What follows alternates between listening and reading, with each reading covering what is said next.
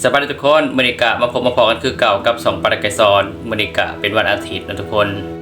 กะมื้อนี้เฮาก็สิมาอัปเดตว่าเป็นจังได๋เนาะทุกคนเรทเงินมื้อนี้เขาหับแลกกันเท่าใดบ่ว่าสิเป็นเงินดอลลาร์เงินหยวนรวมถึงเงินบาทไทยนั่นเอง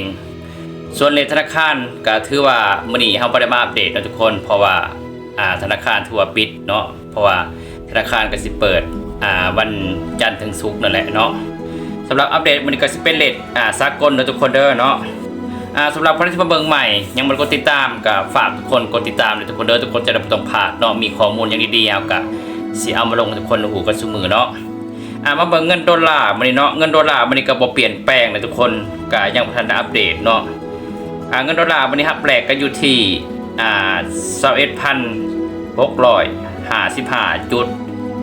21,655.00 กีบต่อ1ดอลลาร์นั่นเองอันนี้ก็คือเรทอันนี้ก็คือยังเรทเก่าของเมื่อวานทุกคนก็ยังสิประมาณนี้เนาะก็ถ้าเบิ่งวันจันทร์ว่าสิอัปเดตสิเปลี่ยนแปลงอย่างไรเฮาก็สิมาให้ทุกคนฟังเนาะส่วนเงินหยวนเนาะมื้อนี้ก็ยังบ่ทันได้อัปเดตเนาะเงินหยวนก็ยังคือเก่าเนาะอยู่ที่หับแรกอยู่ที่ 2,985.96 กีบต่อ1หยวนนั่นเองเนาะถือว่าเงินหยวนก็ยังบ่ทันได้อัปเดตเนาะก็ถ้าเบิ่งมื้อนะทุกคนวันจันทร์ก็อาจสิอัปเดตเนาะเฮาก็สิมาเอาลงให้ทุกคนดูกันส่วนเงินบาทเนาะเงินบาทกับมื้อนี้ก็ยังบ่ทันได้อัปเดตทุกคนยังคงที่อยู่เนาะส่วนเงินบาทนี่ครับแรกอยู่